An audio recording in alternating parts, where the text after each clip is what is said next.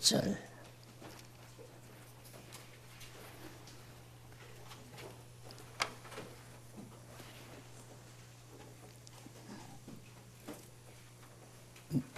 (12장) 30절 맞죠? 네. 나와 함께하지 아니하는 자는 나를 반대하는 자요, 나와 함께 머우지 아니하는 자는 해치는 자니라. 그러므로 내가 너희에게 이르노니 사람의 모든 죄와 회방은 사심을 얻되 성령을 회방하는 것은 사심을 얻지 못하겠고, 또 누구든지 말로 인자를 거역하면 사심을 얻되 누구든지 말로 성령을 거역하면 이 세상과 오는 세상에도 사심을 얻지 못하리라. 거기까지 봉독했습니다.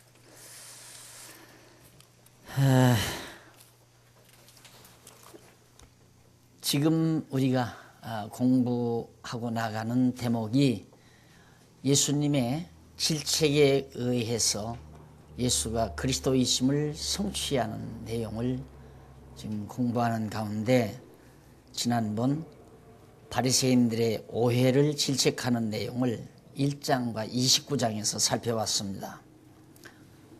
여기서 여러분들에게 제가 강조해 드리는 것은, 예수님이 이 땅에 오셔서 바리새인들을 질책하거나 또 그들의 말을 질책하거나 이런 질책들은 오늘 우리에 대한 질책을 모형적으로 보여준 것이 아니라, 이미 구약의 예언자들이 예수님이 오셔서 책망하실 것을 미리 예언한 말씀을 예수님이 그대로 이루심으로 예수가 그리스도이심을 증거하기 위해서 바로 예수님이 그렇게 질책을 했다. 지옥 갈 백성들, 바리새인들, 서기관들 다 지옥 갈 백성들이거든요. 그들을 질책할 필요가 뭐 있습니까? 그러나 예수님이 구태여 그들에게 미움을 받으면서까지도 질책하신 이유는 구약의 선지자들의 예언을 이루기 위해서다. 그래서 대부분 우리 교사들이 아주 착각하기 쉬운 부분이, 예수님이 이렇게 질책하셨으니까 나도 예수님의 대행자로서 성도들을 내가 질책해야 되겠다. 그래서 잘못하는 성도들, 마음에 들지 않는 성도들, 게으른 성도들, 나태한 성도들을 자기 막내딸 나무래듯이, 막내 아들 나무래듯이 그렇게 질책하고 책망하는 경향이 참 허다하게 많이 있고요. 또 그걸 또 기분 좋게 듣는 분들이 많아서 아주 듣기 싫은 아주 정말 야한 욕까지라도 막 은혜로 받아들이는 그런 시대를 우리들이 살아왔습니다. 우리 한국교회가 바로 그랬어요. 그래서 부흥사들 가운데는 욕자라는 부흥사들이 인기였습니다. 그런 것들이 모두가 다 성경에 예수님께서 이렇게 질책하는 내용을 바로 자기가 바로 예수의 대행자나 된 것처럼 자기도 질책하면서 살아오는. 자, 그래 오늘은 두 번째로 12장 30절부터 나오는 내용인데요. 50절까지, 30절에서부터 50절까지가 바리새인들의 그 언행, 말과 행위를 질책하는 내용이 거기 나옵니다. 30절에서부터 37절까지는 성령을 거역하는 바리새인들의 언행을 정죄하면서 질책하는 내용이고, 38절로부터 45절까지는 표적을 구하는 서기관과 바리새인들을 정죄하면서 경고하는 내용입니다. 그리고 마지막 46절로 50절은 아버지의 뜻대로 하는 자가 모친과 동생이라고 가르쳐주는 그런 내용이 50절까지 나타납니다. 주로 이제 바리새인과 서기관들을 질책하는 내용이 거기 나오죠. 그럼 먼저 아까 제가 조금 읽어드렸는데 30절로 37절에 보면 성령을 거역하는 죄, 거역하는 바리새인들의 언행을 예수님께서 정죄를 하죠. 그러면서 질책을 합니다. 그러니까 나와 함께하지 아니하는 자는 나를 반대하는 자요. 예수님과 함께하지 않는 자는 예수님 반대하는 자고, 예수님과 모으지 아니하는 자는 해치는 자다. 그러니까 바리새인들이 바로 그렇게 예수님과 함께하지 아니하는 자이기 때문에 예수님 반대하는 자인. 그러므로 내가 너희에게 이르노니 사람의 모든 죄와 회방은 사심으로되 성령을 회방하는 것은 사심을 얻지 못한다. 내용이 나옵니다. 거기 6875페이지 위에서 두 번째 줄 앞부분에 보시면 여기서 성령을 회방하는 것은 예수께서 성령을 힘입어 귀신을 쫓아내신 표적에 대해 바알세불을 힘입어 쫓아냈다고 주장하는 바리새인들의 망동, 아주 못된 말이죠. 잘못된 말이죠. 예수님께서는 하나님의 성령의 능력을 힘입어서 귀신을 내쫓았는데 바리새인들은 예수가 그리스도라고 믿기가 싫으니까, 또 하나님의 아들이라고 믿기가 싫으니까 저 예수가 지금 바알세불 귀신의 왕을 힘입어서 저렇게 귀신을 내쫓는다 라고 말을 했다 이 말이죠. 그래서 그 잘못된 그들의 언행에 대해서 예수님이 사정없이 질책하는 내용이 나옵니다. 그리고 33절로 그 밑에 바로 내려와서 33절로 37절 위에서 7번째 줄 거기 보시면 예수께서 바리새인들의 사악한 마음에서 나오는 무익한 말에 신문을 받는다고 질책하는 말입니다. 이게 바리새인들의 마음속에서 사악한 말, 언어라고 하는 것은 마음에서 나오는 거죠. 그러니까 사악한 생각을 가지고 있으니까, 사악한 마음을 가지고 있으니까 사악한 말을 한다. 그 사악한 말을 한다 하는 바리새인들을 질책하기 위해서 예수님께서 비유를 들어요. 나무도 좋고 실과도 좋다 하든지 나무도 좋지 않고 실과도 좋지 않다 하든지 하라. 그 실과로 나무를 아느니라. 좋은 과실을 맺으면 좋은 나무고 나쁜 과실을 맺으면 나쁜 나무 아니에요. 근데 바리새인들은 말을 그렇게 안 한다 이거죠. 과실은 좋은데 나무가 나쁘다든가, 나무가 나쁜데 과실은 좋다든가, 그렇게 말하는 그들의 말. 여기서 실과로 나무를 안다는 말은 예수께서 가르치시는 말씀이나 행하시는 표적으로 그리스도이심을 알 수 있다는 것을 비유적으로 말하는 겁니다. 그러니까 예수님이 행하시는 것을 보면 틀림없이 예수가 하나님의 아들 그리스도인 줄을 알 것인데, 그 행하시는 일은 귀신을 내쫓잖아요. 귀신을 내쫓으니까 저건 정말 하나님의 능력이다, 또 메시아다, 그렇게 알면 얼마나 좋겠어요. 그런데 귀신을 내쫓는 것은 좋은데 뭘로 내쫓았는가?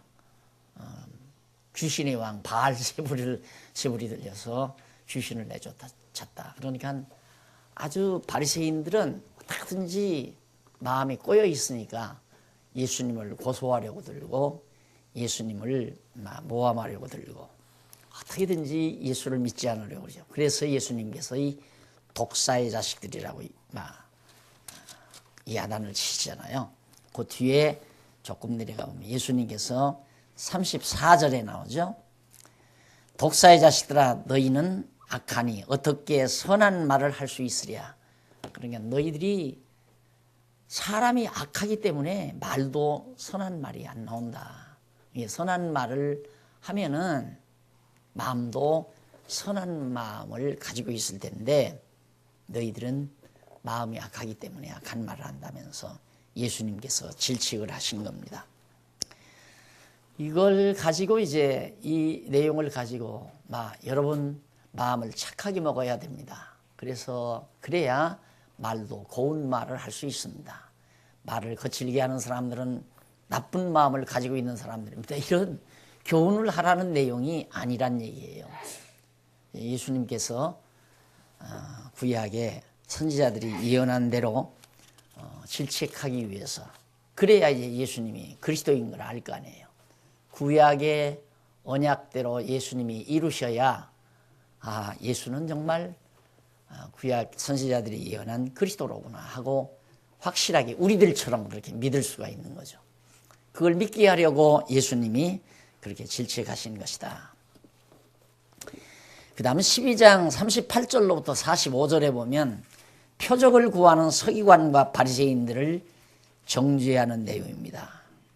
그 가운데 이제 38절로 42절에 밑에서부터 76페이지 밑에서부터 일곱째 줄에 보면 38페이지 8절에서부터 42절 나옵니다. 예수께서 표적을 구하는 음란한 세대 사람을 이방인이 정죄한다고 질책하는 그런 내용이 납니다. 그때의 서기관과 바리새인 중에 몇 사람이 예수께 선생님이여 우리에게 표적 보여주시기를 원하나이다 라고 요청을 했습니다. 그러니까 소문을 많이 들었던가 보죠. 예수님께서 많은 표적을 행한다. 그러니까 지금 우리의 눈에서 보는 데서 예수님 표적을 한번 하늘에서 오는 표적을 한번 보이십시오. 자, 그러니까 호기심도 있고 바리새인들은 그렇겠죠. 많은 소문을 들었으니까 또 귀신도 내쫓는 것을 보고 그래가지고 이제 표적 보여달라고 그러니까 예수님이 얼마나 좋아요. 보여달라고 하면 보여주면은 그들이 정말 당신은 그리스도다 이렇게 믿고 돌아올 건데, 악하고 음란한 세대가 표적을 구하나니 선지자 요나의 표적밖에는 보일 표적이 없느니라 라고 예수님이 답변을 합니다. 그러니까 내가 너희들에게 표적을 안 보여주고 정말 보여줄 표적이 있다면 요나의 표적밖에는 없다. 그게 뭐냐면 이제 아시다시피 요나가 물고기 배 안에 들어가서 3일 동안 견디다 3일 만에 살아나지 않아요. 그것은 예수님이 장차 죽었다가 부활하실 표적을 보여주실 것에 대한 얘기죠. 그래서 그렇게 정리하시면 됩니다. 기독교의 최대의 표적이 뭐냐? 기독교의 최대의 표적은 죽었다가 3일 만에 부활한 부활의 표적입니다. 어느 종교도 그런 표적은 없잖아요. 그러니까 예수가 하나님의 아들 그리스도라는 최대의 표적이 죽었다가 부활하신 표적입니다. 그러니까 우리가 여러 가지로 얘기할 수 있죠. 예수님이 왜 죽으시고 왜 부활하셨나? 죽으시고 부활하신 것은 우리 죄를 대신해서 죽으시고 우리를 의롭다 하기 위해서 살아나셨다. 교리적으로 사도 바울이 정확하게 말씀을 했습니다. 그러나 그 나타난 현상은 표적임에 틀림이 없습니다. 기독교의 표적, 예수가 그리스도라는 표적, 그 이상의 표적을 보려고 하면 안 돼요. 그래서 우리가 보통 이제 그 마지막 요한계시록에 가보면 거짓 선지자들이 영혼을 갈취하는데 표적으로 갈취한다고 그랬어요. 표적. 죽은 자도 살려내고 사람도 만들어낸다고 그래요. 사람을 만들어서 말하게 한다고. 그러니까 그런데 거의 다 넘어가는 거죠, 사람들이. 그래서 절대 표적을 찾아서는 안 됩니다. 그리고 우리 한국교회가 이렇게 어리석게 되진 것도 복음 진리를, 말씀을 찾은 게 아니라 자꾸 병 낫는 것 찾고 귀신 나가는 것 보기를 원하고 능력 행하는 것, 암병 고치는 것 이런 것들을 보기를 원하는 그런 성도들이, 왜 그러면 가난한 시대를 살았기 때문에 병원 가기 더 힘들었잖아요. 그러니까 어느 교회에서 어느 목사가 어느 부흥사가 병 고친단다 하면 다 모여드는 거예요. 그럼 이제 사람들이 많이 모이니까 사람들이 일단 많이 모이게 되면 사람들이 정상적인 생각을 하기, 왜? 군중 심리가 작동이 돼요. 그래서 내가 공부를 많은 사람 모여놓고 공부하는 것은 공부가 잘 안 된다. 학교에서도 그러잖아요. 인류학교가 어떤 학교냐? 학생 수가 적은 학교. 인류대학이 어떤 대학이냐? 교수 숫자가 학생 비율에 의해서 많은 학교. 그 대학이 좋은 대학 아니에요. 그런데 우리 장안종합교회가 제일 나쁜 학교, 제일 나쁜 교회였죠. 어린 영혼까지 1000여 명 되는데 선생이 목사 혼자 했으니까 그걸 제가 아쉽게 생각한다는 말입니다. 예, 공부는 이렇게 이것도 커요 사실은. 예, 목사님들 해보시더니만 저쪽 강의실이 제일 좋대요. 저쪽 강의실 소강당이 그저 몇십 명. 근데 소강당도 많죠. 제가 원래 생각하던 대로 이렇게 원탁 놓고 한 10여 명이 이렇게 둘러앉아서 도란도란하는 공부. 그게 이제 진짜 그때는 완전히 이성이 정상적으로 작용을 해요. 근데 군중이 벌써 이 목회를 해봐도 그래요. 목회를 해봐도 20, 30명 정도 되면 사람들이 열심히 안 나요. 교인이 20, 30명만 돼도 교일에 별로 열심을 안 해요. 그런데 일단 100명 선이 넘어갔다 하면 그 다음에는 묘하게 사람들이 열심을 내요. 그리고 뭐 300명, 400명 되면 열심 내게 돼 있고요. 그리고 뭐 수천 명 모이면 더 열심 내고요. 이유가 군중심리입니다. 군중심리가 굉장히 작용을 하는 거죠. 거기에 이제 군중심리의 명예욕까지. 거기서 누구보다도 내가 여기서 두각을 드러내야 되겠다. 야, 이 수백 명 속에서 내 두각을 좀 드러내야 되겠다. 내가 높은 자리에 앉아야 되겠다. 존경받는 자리에 앉아야 되겠다. 이런 게 나오는 거죠. 그러나 20, 30명 모이면 아이고 여기서 일 맡아봤자 고생만 한다 생각하니까 일하라고 하면 안 할래요. 집사하라고 해도 안 할래요. 장로하라 아예 안 한다고 나 절대 안 한다고 그랬죠. 근데 벌써 수백 명 단위만 넘어가면 서로 하려고 그러죠. 그런 것들이 다 군중심리가 작동하고 명예욕이 작동하고 정상에서 벗어나는 거죠. 그래서 순수한 공부는 수가 작을수록 좋아요. 그래서 사실 대학 예과를 한 10여 명 데리고 하려고 그랬는데 뭐 3, 40명 집은 모이는 것 같아요. 그래도 열심히 그냥 하니까 좋기는 좋은데 이렇게 많은 사람들이 모이게 되면 정상적인 생각을 하기가 힘들고 그래서 결국은 이제 군중을 요리하기 위해서는 병 나는다, 병이 고쳐진다, 능력이 행해진다 하면은 금방 그런 게 나타나는 것 같아요. 그 군중 심리에 의해서 군중들이 막 소리를 치고 또 거기에는 약간 좀 간 사람들이 있잖아요. 간 사람들이 병 나갔다고 금방 손을 들고 간 사람이거든요. 약간 제정신이 아니란 말입니다. 아니면 체면에 걸렸거나 병 나왔다고 그런데 뭐 그냥 목발 짚고 나오면서 금방 나왔다고 그러면서 목발 던지더니만 그 다음 또 나올 때 목발 짚고 나오잖아요. 그러니까 그런 어리석은 일들이 한국교회를 다 망쳐놨어요. 그래서 이 표적은 절대 앞으로도 여러분들이 대대손손 자녀들을 낳아 기르더라도 기독교의 최대의 표적은 부활이다. 예수 그리스도가 죽었다가 3일 만에 부활하신 표적 이외에는 보려고도 하지 말고 구하지도 말아야 된다. 그런 걸 구하는 것은 악하고 음란한 세대라고 그랬어요. 악하고 음란한 세대가 그 표적을 구한다라는 말이 예수님께서 그렇게 말했는데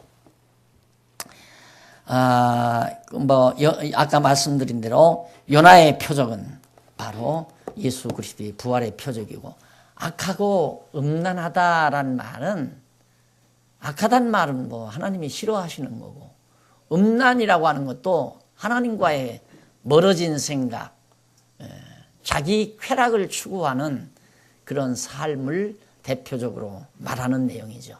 그래서 이제 교회가 타락하게 되면 음녀로 비유되잖아요. 타락한 교회를 음녀로 비유된다. 그러니까 하나님과는 무관한 자들. 벌써 인간이 자기 욕망을 추구하게 되면 사악하게 되고 또 하나님과 멀어지게 돼. 하나님을 먼저 생각하는 것이 아니라 자기를 먼저 생각한다. 그래서 그런 시대에는 표적을 구한다 그 말이에요. 그러니까 우리가 이 바리새인들이 하나님과는 무관한 자들이기 때문에 이런 표적을 구한다면서 요나의 표적밖에 보여줄 것이 없다. 그러면서 이제 바로 여기에는 요나보다도 더 큰 이가 여기 있다. 예수님 당신 자신이 요나보다도 더 크다. 그 말은 요나가 선지자 아니에요. 요나는 선지자지만은 모형적인 선지자죠. 그러나 예수님은 참 선지자이시고, 또 요나는 물고기 뱃속에 들어갔다가 나왔지만은 예수님은 진짜 죽어서 무덤에 들어갔다가 부활하신 자고, 예수님은 또 하나님의 아들이시고, 그래서 요나보다도 훨씬 큰 자가 바로 여기 있다. 그래서 예수님께서 그렇게 말씀하셨고요. 그 다음 43절로 45절에 보면 악한 귀신 7으로 인해 악한 세대가 전보다 더욱 심하게 된다고 경고하는 그런 내용입니다. 그러니까 이 43절에 한번 보면 더러운 귀신이 사람에게서 나갔을 때에 물 없는 곳으로 다니며 쉬기를 구하되 얻지 못하고 이에 가로되 내가 나온 집으로 돌아가리라 하고 와보니 그 집이 비고 소재되고 수리되었거늘 이에 가서 저보다 더 악한 귀신 7을 데리고 들어가서 거하니 그 사람의 나중 형편이 전보다 더욱 심하게 되느니라. 이 악한 세대가 또한 이렇게 되리라라고 그렇게 예수님께서 예언을 했습니다. 자, 그러면 거기 예수님이 왜 이런 비유를 들었느냐 하면 그 집이 피고 소재되고 수리되었다라고 그러죠. 마귀가 물 없는 곳으로 메마른 광야로 이렇게 나가서 그 집이 피고 소재되고 수리되었다. 그것은 성령이 거하지 아니하고 스스로 의롭다고 자처하는 서기관과 바리새인과 같은 인간들의 심리 상태를 그렇게 집이 비고 소재되고 수리된 상태, 그러니까 아무것도 없는 그런 상태로 그렇게 비유를 한 겁니다. 그리고 더 악한 귀신 7은 아주 강력한 사단의 무리를 비교한 거죠. 그래서 결국은 성령이 거하지 아니하는 바리새인들의 심령 속에는 악한 사단의 무리가 정복해서 너희들처럼 그렇게 악한 세대가 될 수밖에 없다라고 그렇게 질책을 했습니다. 그 다음 46절로 50절에 보면 아버지 뜻대로 하는 자가 형제자매며 모친임을 가르쳐 주지요. 예수께서 무리에게 말씀하실 때 그 모친과 동생들이 예수께 말하려고 밖에 섰더니 한 사람이 예수께 여짜오되 보소서 당신의 모친과 동생들이 당신께 말하려고 밖에 섰나이다 하니 말하던 사람에게 대답하여 가라사대 누가 내 모친이며 내 동생들이냐 하시고 손을 내밀어 제자들을 가리켜 가라사대 나의 모친과 나의 동생들을 보라. 누구든지 하늘에 계신 내 아버지의 뜻대로 하는 자가 내 모친이요 내 동생 형제요 자매다 라는 얘기입니다. 이것도 그 예수님께 와서 말한 자를 예수님이 질책하는 거죠. 너 누구들어 내 모친이며 형제라고 그러느냐, 내 아버지 뜻대로 하느냐. 이렇게 예수님이 말씀하시는 이유도 바로 예수님께서 하나님의 아들임을 그리스도이심을 드러내는데, 여기 이제 모친과 동생들은 모친 마리아의 형제들 야고보, 요셉, 시몬, 유다, 이 사람들이 다 예수님의 동생들이거든요. 모친은 마리아고. 그런데 이들이 예수를 찾아오는 것은 예수께서 바알세불이 들려 미쳤다는 소문을 들었기 때문으로 여겨집니다. 마가복음 3장 21절로 22절에 보면 예수님께서 뭐 귀신을 내쫓고 이러니까 소문이 나기를 예수가 지금 귀신이 들렸다. 그러니까 가족들이 걱정스러웠을 거 아니겠어요. 근데 사실 예수님이 귀신을 내쫓은 것은 그리스도의 표적으로 드러내신 거거든요. 그러니까 더 바리새인들이 하늘로 쏘는 표적을 좀 더 행해봐라. 귀신만 내쫓을 것이 아니라 병도 좀 고쳐보고 죽은 자도 살려보고 소경이 눈도 띄워보라 라고 요청을 했는데 예수님께서 요나의 표적밖에는 보여줄 것이 없다 하면서 책망을 했죠. 근데 이미 소문나기는 예수가 미쳤다 소문이 나니까 가족들이 걱정스러워서 예수를 찾아온 거죠. 그때 예수님은 진짜 내 가족, 내 형제요 자매는 아버지의 뜻대로 행하는 자라야 된다. 그러니까 하나님이 나의 아버지시다라는 걸 간접적으로 증거하면서 책망을 하신 내용이 거기에 소개되고 있습니다. 그러면 이런 모든 내용들이 이쪽 79페이지 밑에서부터 8째 줄 줄바꾼데 보시면 일찍이 여호와 하나님께서는 아삽을 통해 백성을 책망하며 죄를 목전에 차례로 베풀 것, 그 죄를 백성들의 죄를 다 차례로 베풀 것을 시편을 50편 21절에서 이미 예언했고 아모스 선지자를 통해서 책망하는 자를 미워하고 정직히 말하는 자를 싫어할 것이다. 책망하는 자를 미워하고 예수님을 미워하고 예수님을 싫어한다. 그렇게 예언됐는데 그 예언 그대로 예수님이 책망도 하고 미움도 받으시고 하는 장면이 바로 오늘 소개해드린 내용입니다. 이렇게 해서 일단은 예수님께서 2번 가로 없는 2번을 한번 찾아보셔야죠. 가로 없는 2번이 10장에 나오죠. 10장. 네? 네, 교훈과 질책에 의해서 그리스도이심을 성취하는, 그리스도를 성취하는 그런 내용을 12장까지 살펴봐요. 틀림없죠. 예수님이 교훈하시고 질책하신 그것이 예수가 정말 그리스도로 오셨구나. 그래서 구약에 예언된 그리스도가 예수가 교훈하시고 질책함으로 바로 성취된 사건을 기록한 것이 10장과 12장에 나타나 있다. 그 다음에는 이제 세 번째죠. 세 번째는 직위와 직무, 직위, 직무. 이 직위는 뭐냐? 직위는 그리스도가 직위죠. 그리스도가.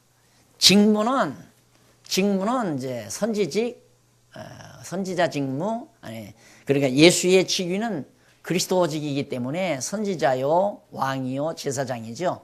그래서 직무는 뭐냐면 선지자 직무, 말씀을 가르치는 직무죠. 그 다음 왕직, 다스리는 직무고, 그 다음 제사장은 죄를 용서하는 직무입니다. 이런 것들에 의해서 이제 예수님께서 성취하시는 겁니다. 그럼 먼저 직위의 행사에 의해서 성취하는 내용이 직무와 맞아요. 13장과 14장은 직위의 행사, 그러니까 직위란 말은 예수님이 바로 그리스도 직위를 가지고 있으심을 드러내시는 겁니다. 당신이 그리스도이심을 행사를 통해서. 근데 그 가운데 13장 1절로 52절에 보면 비유로서 직위를 행사하여 성취함으로 비유를 들어서 당신의 직위를 행사해요. 그 다음 사건으로 13장 53절로 14장 12절은 사건을 통해서 직위를 행사해요.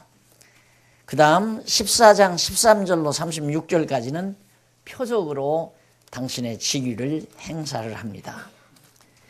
자, 그러면 그 제일 밑에 82페이지 밑에서 두 번째 줄 거기 보면 일찍이 여호와 하나님께서 모세를 통해 백성 중에 선지자가 있으면 그에게 여호와를 이상으로 알리고 꿈으로 그와 말하실 것을 언약하시고 민수기에 그 다음 이스라엘 자손을 위해 모세와 같은 선지자 하나를 일으키실 것을 언약하도록 섭리하셨습니다. 뿐만 아니라 말라기 선지자로 여호와의 크고 두려운 날이 이르기 전에 선지자 엘리야를 보내실 것을 말씀합니다. 그러니까 우선 직위의 행사, 선지자로서의 행사죠. 자, 그러면 비유로서 지위를 행사하는 내용인데 어떤 비유냐면 큰 무리에게 천국 비밀을 알려줘요. 1절로 9절이죠. 그 다음 10절로 17절은 비유로 말씀함이 예언대로 깨닫지 못하게 하는 겁니다. 그 다음 18절로 23절은 제자들에게 씨 뿌리는 비유로 가르치죠. 24절로 35절은 천국의 비밀을 좋은 씨 등 4가지 비유로 가르치고 36절로 43절은 좋은 씨와 가라지 비유로 그 다음 44절로 52절은 천국에 대해 감춰진 보화 등의 비유를 통해서 전부 비유가 나오잖아요. 그리고 예수님이 비유를 들어서 가르쳐요. 바로 선지자로서의 가르침을 가르치는 거죠. 자, 그러면 넘어가서 13장 1절로 9절에 보면 큰 무리에게 천국 비밀을 씨 뿌리는 비유로 가르치는 내용입니다. 여기에 오해가 참 많은 부분이기 때문에 한번 읽고 설명을 해드리겠습니다. 그날에 예수께서 집에서 나가사 바닷가에 앉으심에 큰 무리가 그에게로 모여 들거늘 예수께서 배에 올라 앉으시고 온 무리는 해변에 섰더니 예수께서 비유로 여러 가지를 저희에게 말씀하여 가라사대 씨 뿌리는 자가 뿌리러 나가서 뿌릴새 더러는 길가에 떨어짐에 새들이 와서 먹어버렸고 더러는 흙이 얇은 곳에 얇은 돌밭에 떨어짐에 흙이 깊지 아니하므로 곧 싹이 나오나 해가 돋은 후에 타져서 뿌리가 없으므로 말랐고 더러는 가시떨기 위에 떨어짐에 가시가 자라서 기운을 맞고 더러는 좋은 땅에 떨어짐에 혹 100배 혹 60배 혹 30배의 결실을 하였느니라. 귀 있는 자는 들을지어다 라고 그렇게 비유를 말했어요. 그러니까 4가지 마음밭이죠. 이걸 저는 어려서부터 신앙생활 할 때부터 이 비유에 대한 설교는 수없이 많이 들어봤습니다. 부흥사 모셔오면 반드시 비유에 대한 설교를 합니다. 그래서 여기 앉으신 분들이 지금 마음밭이 이렇게 분석해 보면 4가지가 있다 이거예요. 지금 전하는 말씀을 잘 받아서 열매 맺을 자들도 있고 여러분 막 강팍한 마음을 그대로 가지고 있거나 돌짝밭 같은 마음, 가시덤불 같은 마음, 딱딱이 굳어진 마음 이런 마음을 그대로 가지고 마음 열지 아니하면 다 말씀 다 새들이 쪼아먹어서 어디로 가느냐 지옥 간다 이거죠. 그러니까 그 말 듣고 온 성도들은 막 귀가 쫑긋하기 야 큰일 났구나. 오늘 말씀 제대로 안 들었다가는 지옥 가게구나. 그래서 대개 부흥의 첫날 이 말씀을 합니다. 근데 요즘에도 이제 그 말을 많이 하죠. 그래서 마음을 부드럽게 하기 위해서는 죄가 마음속에 여러분의 심령 속에 막 죄가 응어리져 가지고 돌덩어리가 막 더글더글한 것처럼 죄덩어리가 지금 잔뜩 들어있다 이거예요. 그거 다 골라내야 한다 이거예요. 그래서 막 회개하라고 난리를 치잖아요. 그러니까 내가 내 마음속에 있는 돌덩어리 다 골라내면 옥토가 된다고 생각하는 거죠. 그리고 뭐 근심 걱정 잔뜩 있어가지고 가시덩굴 마냥 이거 막 이렇게 막 다 쎄 있으면 그다 하나님의 말씀을 받아들이지 않는다. 지금 막 걱정 다 놓고 아무 염려하지 말고 잡생각하지 말고 말씀에 집착해라. 또 뿐만 아니라 이제 굳어진 길가 아주 맨질맨질 달고 달아가지고 말씀을 전해야 들을 생각을 안 하는 뺀질뺀질해가지고 그런 사람들은 열매 먹고 지옥 간다 이런 식이죠.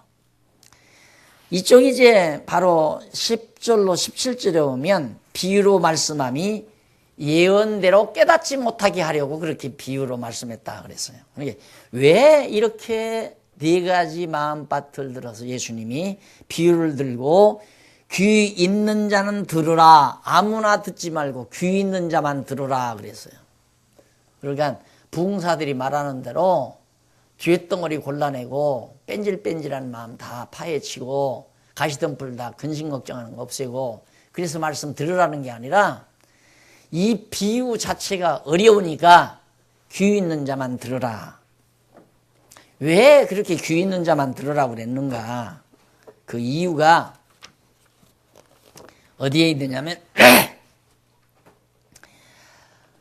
천국의 비밀을 아는 것이 너희에게는 허락되었으나 저희에게는 아니 되었느니라 그랬어요. 그 말을 왜 했느냐면 제자들이 딱 듣고 보니까 못 알아듣겠거든요. 그게 무슨 이야기인지.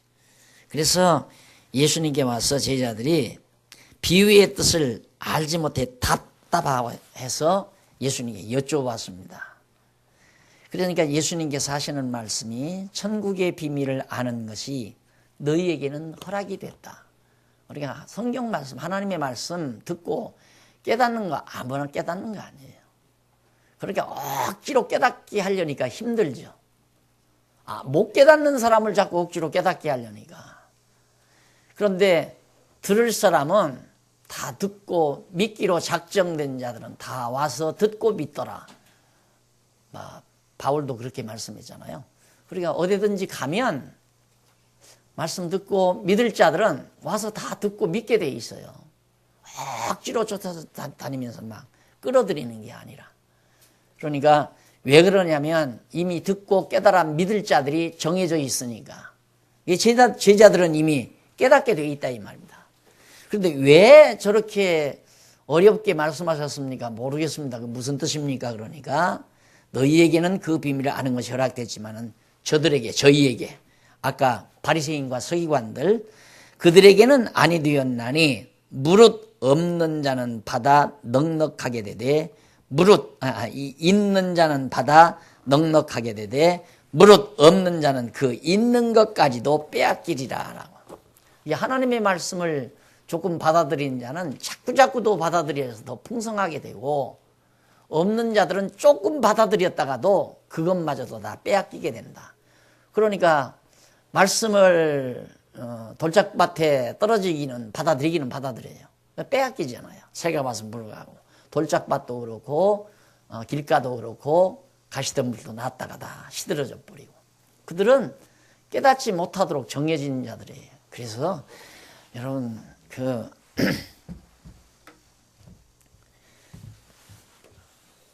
하나님의 뜻 이게 이제 작정의 의미가 있는 거거든요. 있다고 그래서 작정의 의미가 하나님이 모든 만사 만물을 다 작정해 놨다. 근데 작정이란 말보다 뜻이란 말을 내가 즐겨 사용하는 얘기는 뜻은 시간 개념이 없어요. 뜻이라고 하는 건. 근데 작정은 시간적 성격을 지니고 있는 용어예요. 근데 영원하신 하나님에게 시간성이 있는 게 아니잖아요. 그래서 작정이라든가 예정이라든가 또는 뭐 계획이라든가 사상이라든가 이런 내용들이 많이 있지만은 우리말로 가장 쉽게 로고스란 말을 뜻으로 그렇게 표현을 한다. 그럼 이렇게 작정이라는 의미가 또 예정, 작정 속에 예정이 있거든요. 작정은 만사 만물에 대한 하나님의 정하신 뜻이에요. 작정해 놓으신 뜻. 근데 예정은 뭐냐면 구원 얻을 자와 멸망받을 자, 즉 하나님의 사람과 하나님의 사람이 아닌 자가 이미 정해져 있단 말입니다. 딱 확실하게 정해져 있다. 그래서 그것은 예정이라고 그래요. 예. 하나님의 자녀로 구원받기로 정해진 자는 구원하기로 정해져 있고 바리새인과 서기관들처럼 못 깨닫고 못 알아듣게 해서 지옥 보낼 자들 역시 버리기로 예정된 자들이고 그래서 예정론이란 너무 당연한 거예요. 너무너무 당연한 거예요. 못 깨닫게 예수님이 저들을 듣고 깨닫지 못하도록 자 깨달으면 입장 곤란한 게 뭐냐. 깨달으면 하나님의 계획이 다 틀려요. 틀어져 버려요. 왜 틀어지느냐면 바리새인과 서기관들이 깨닫고 예수를 그리스도로 영접해 버리면 예수가 십자가에 죽을 수가 없어요. 로마인들은 안 죽이거든요. 로마 병정들이 잡아간 이유는 바리새인과 서기관들이 막 죽이라고 난리를 쳐서 이제 그들이 이제 백성들의 소원을 들어주기 위해서 고발받아 가지고 끌고 간 거란 말입니다. 그러니까 바리새인들이나 서기관들이 다 예수를 믿어버리면 누가 예수를 잡아 죽이겠어요? 그렇다고 예수님은 자살할 수도 없고. 그러니까 이미 하나님께서 각본을 다 정해 놓으시고 팔자도 적여놨잖아요. 팔자가 바로 가룟 유다가 팔아먹을 자니에요. 그리고 잡아갈 자들은 바리새인과 서기관들, 이 이미 못 알아들을 자들이거든요. 이들 정해놨다 이 말입니다. 그래서 못 알아듣게 한 거예요. 그러니까 우선 중요한 건 제일 큰 하나님의 계획이 무너진다. 이게 뭐냐면 예수가 십자가에 죽을 수가 없다. 자살하기 전에는. 그 다음 두 번째는 바리새인들이 천국을 가버려요. 그러면 이제 예정된 대로 예정이 하나님이 지옥 보내기로 예정돼 버렸는데 예수 믿고 천국 가면 되겠어요? 안 되는 거죠. 그래서 절대 못 알아듣게 하기 위해서 예수님께서 그것도 바로 왜 그러는가? 구약에 예언이 돼 있어요. 깨닫지 못하도록. 구약에 이미 깨달아서는 안 되도록 예언이 돼 있기 때문에 못 깨닫도록 그렇게 해놓은 거란 말입니다.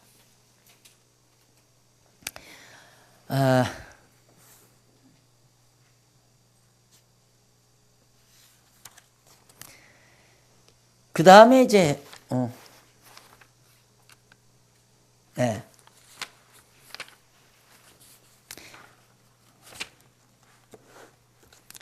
이쪽 10절로 17절 내용이 바로 그런 내용입니다.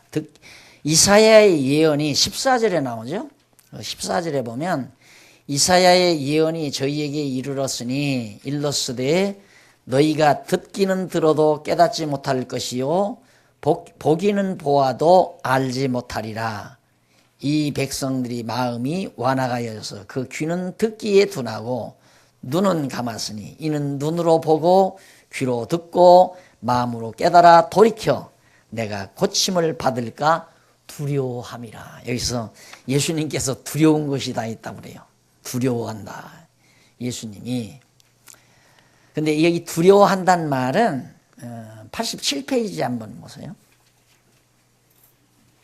87페이지 위에서 9째 줄 뒷부분에 보면 여기 두려워함이라는 말은 헬라어로 메포테란 말이에요. 메포테라고 하는데 이는 결코 뭐뭐 아니다. 결코 하지 않도록 등의 뜻입니다.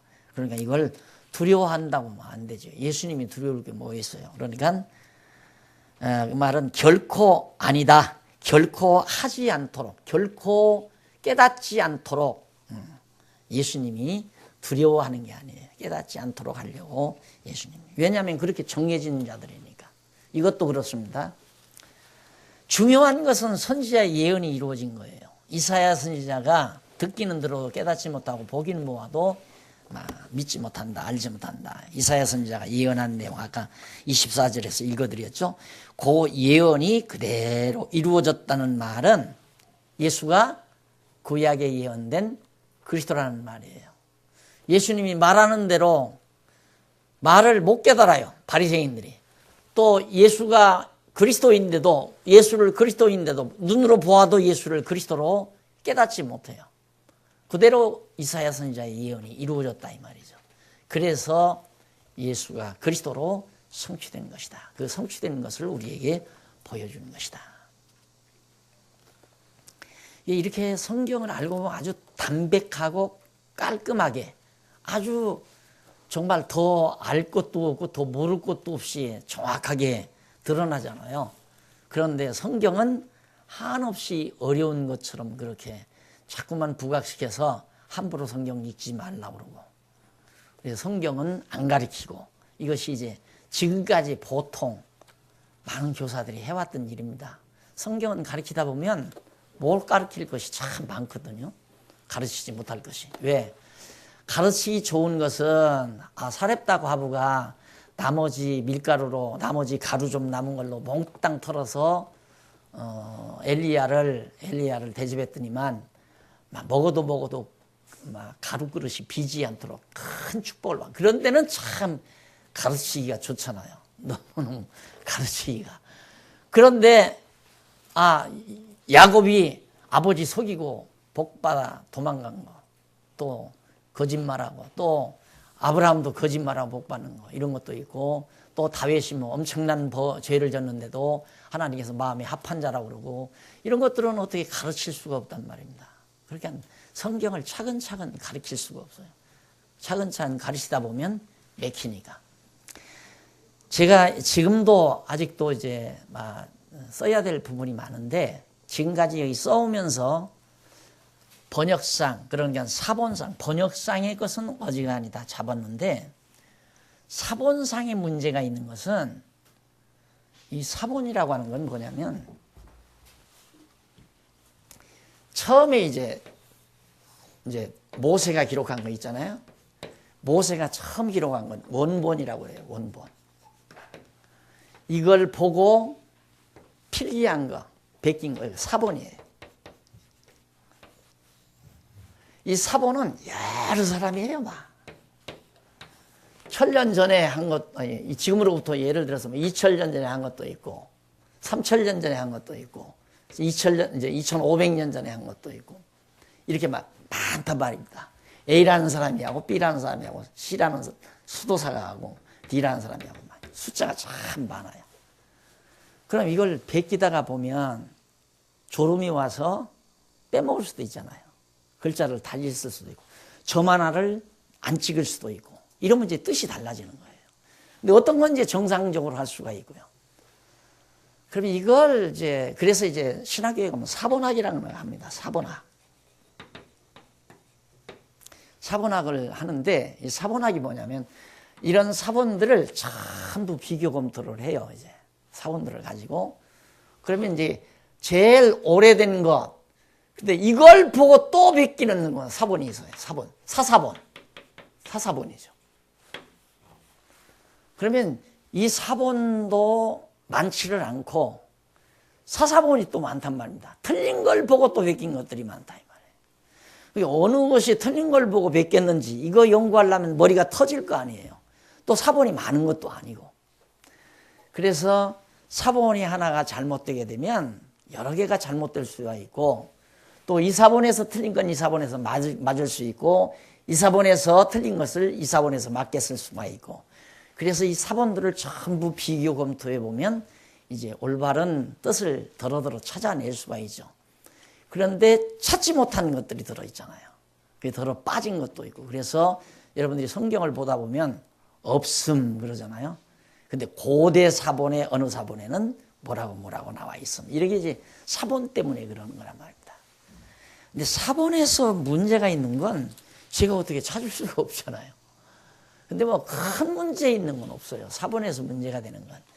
근데 번역상에 잘못돼가지고 지난번 여러분 배웠듯이 천국은 침노하는 자가 빼앗나니 뭐 침노하는 자가 빼앗느니라 해서 우리들이 열심으로 천국 가려고 전쟁하듯이 막 천국은 정복을 해야 된다. 이렇게 번역된 것들은 성경 전체의 사상과 흐름이 다르잖아요. 그런 것들을 이제 어지간히 찾아서 정리해 놓죠. 이게 진행이 안 되면 쓸 수가 없죠. 지금까지 쓴 내용 중에서. 앞으로도 많이 나올 거예요. 지금 고린도전서 시작을 하는데 요한계시록까지 많이 만나리라고 생각을 해요. 많이 만나지만은 그러나 그건 그렇게 크게 어렵지 않게 풀려질 거라는 확신은 있어요. 그런데 문제는 이제 그렇게 모르고 성경을 우리처럼 이렇게 일관된 원리를 못 찾아버리면 절대 성경을 처음부터 끝까지 차근차근 못 가르친단 말입니다. 가르치다 맥히니까. 맥히면 바보 되잖아요. 그래서 여기저기 가르칠 수밖에 없는 겁니다. 그러니까 여러분들이 지금 성경을 차근차근 이렇게 살펴간다는 것은 매우 중요한 겁니다. 그러니까 공부를 어렵게 생각하지 마시고요.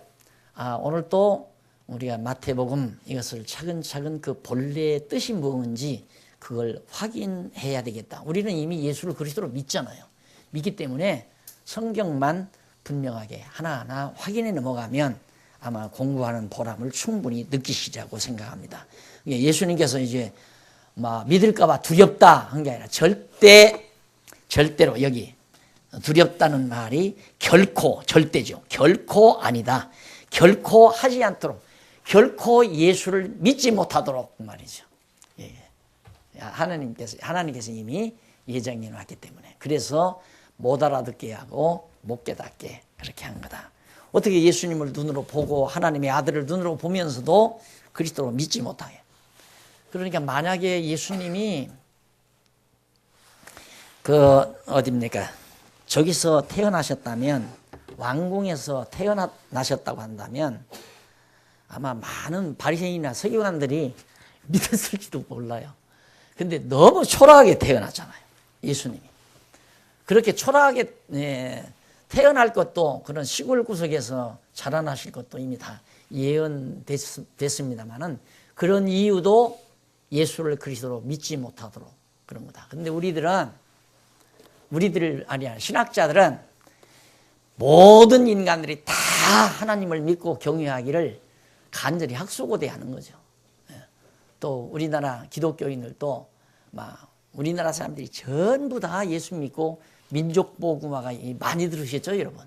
그래서 구국재단도 쌓고 민족복음화 운동도 하고, 그거 다 성경을 몰라서 그런 일을 합니다. 그러니까 자기가 깨달은 성경, 저처럼 이렇게 조용조용 그냥 가르치기만 해도 되는데, 많은 사람 모셔다가 수천 명, 수만 명 거느리고 대장로로 달려고 하다 보니까 이렇게 교회가 이상야릇하게 돼버렸는데, 우리들도 이제 그게 교회인 줄로 뇌리에 배경이 있는 거예요. 내가 하다 보니까, 나도 목회를 하다 보니까, 교회란 막 몇만 명 모여서 막 크게 해야 부흥된 교회고, 거기에 하나님이 함께하는 것이고, 이렇게 자꾸만 우리의 뇌리에 그렇게 생각하다 보니까 순수한 교회에 대한 이미지를 다 상실해버리고 말았어요. 그래서 우리들, 특히 어른들이 그 관념을 버리기가 굉장히 힘드실 겁니다. 젊은 사람들은 훨씬 쉬워요. 어제도 몇 사람이 모여서 얘기를 하는데 벌써 나왔더라고요. 다 이름 잊어버려요. 요만한 게 나왔는데, 그걸로 집안에 있는 TV도 끌 수 있고, 인터넷도 끌 수 있고, 켤 수 있고, 굉장한 거예요, 굉장한 거. 근데 앞으로 그보다 더 대단한 게 나온답니다. 그러니까 어디서도 지금 여기서 이렇게 강의하는 걸 그냥 산중 어디에서도 요만한 거 하나 갖고 지금 실시간 들을 수 있다는 얘기예요. 그리고 요만한 거 하나 가지고 가서 거기서 내가 강의를 하면 전 세계로 인터넷 방송에 나가버리고, 지금 그걸 지금 우리 장로님이 지금 하나하나 지금 앞으로 대비해서 해나가고 있잖아요. 대단한 일이 지금 시작된 겁니다. 그러니까 앞으로 여러분들, 요즘 젊은 사람들이 다 개성이 강하고 이 운집이 안 돼요, 절대. 이렇게 모여서 단합이 안 된단 말입니다. 옛날에는 이 단합이 잘 되는데 지금은 다 개인주의라서 개인 플레이예요. 그래가지고 이제 교회도 안 나올 거고 잘 안 나오고, 다 지금 이제 그 성경 공부하고 싶으면 그냥 인터넷에 들어가면 다 나오니까, 그때를 우리는 대비하는 겁니다. 우리 한국은 더 빨리 와요. 왜? 인터넷 문화가 제일 빨리 발달됐으니까. 그러나 중국이나 인도, 우리 죽기 전에 안 돼요, 그 사람들. 우리나라만큼 인터넷이 발달되려면 앞으로도 3, 40년 더 가야 그들도 돈 벌어서 그런 기구를 다, 젊은이들이. 요즘 인도 아이들은 옛날 우리 그 핸드폰 있잖아요.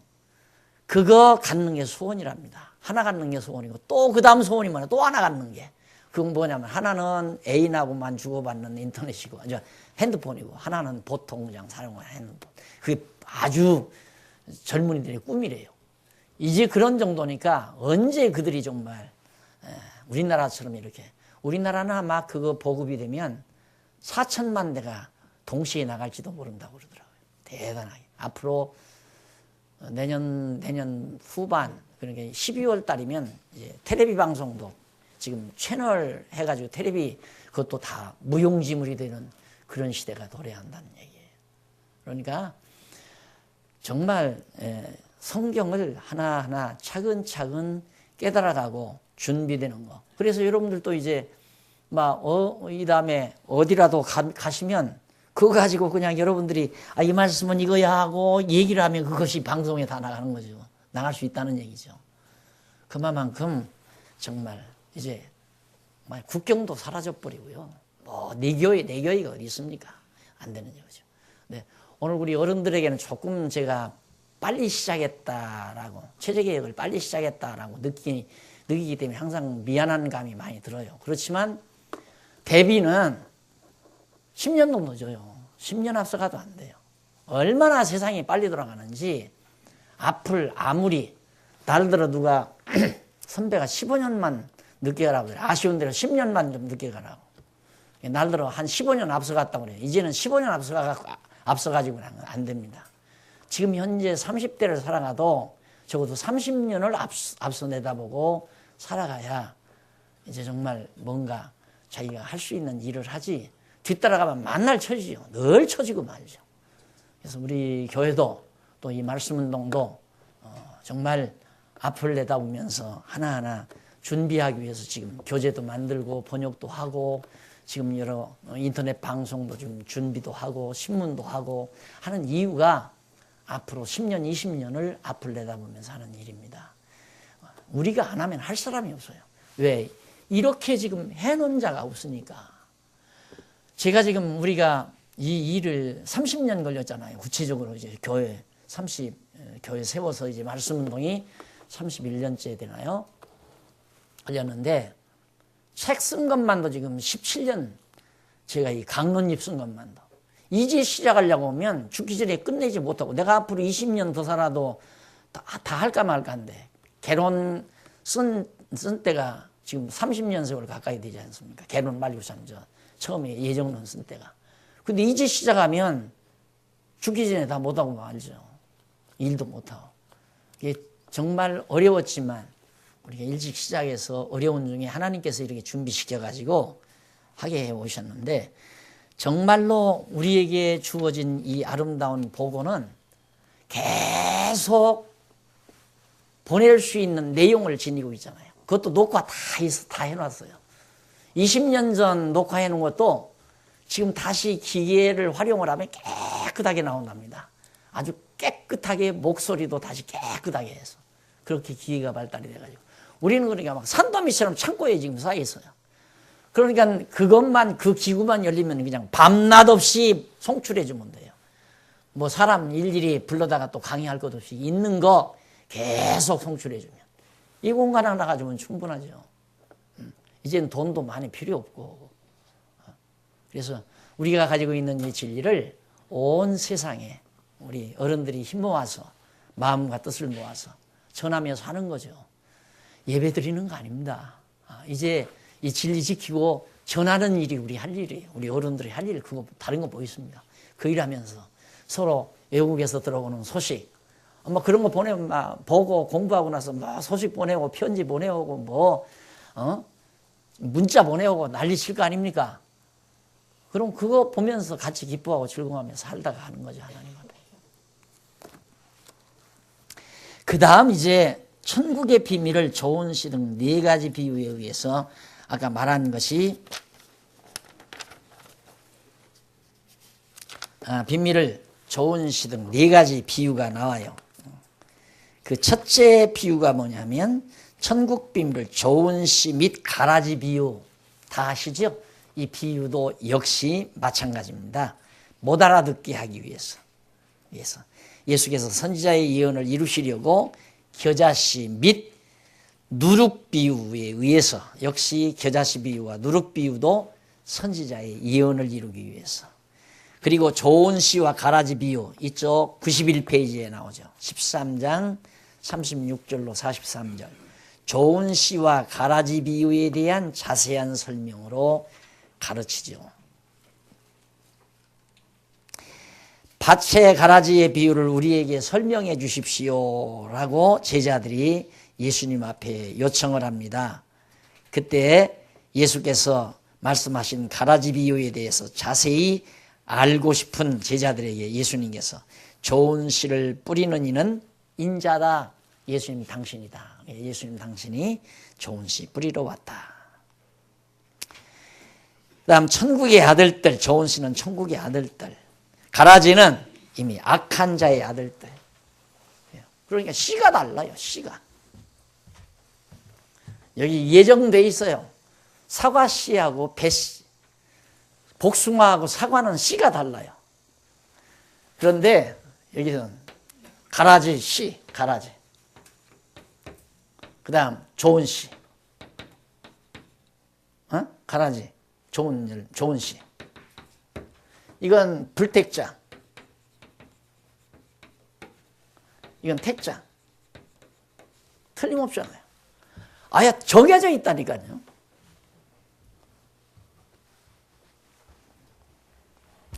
하나님이 정해놓은 자가 지옥 갈까 봐서 벌벌 떨고, 와, 지옥 갈 사람 천국 보내려고 애쓰고.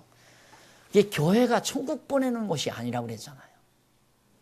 이미 구원 얻기로 이미 예정된 자, 택자로 하나님의 백성으로 이미 예정된 하나님의 자녀들이 모여서 진리 지키고 전승하는 일, 전수하는 일. 진리 지키고 전수하는 일. 그래서 여러분 진짜 내가 이게 이제 회관이라고 내가 그랬잖아요. 예배당이 아니라 회관이라는 말이 제일 좋다. 모이기 위한 장소예요. 우리 회관이에요.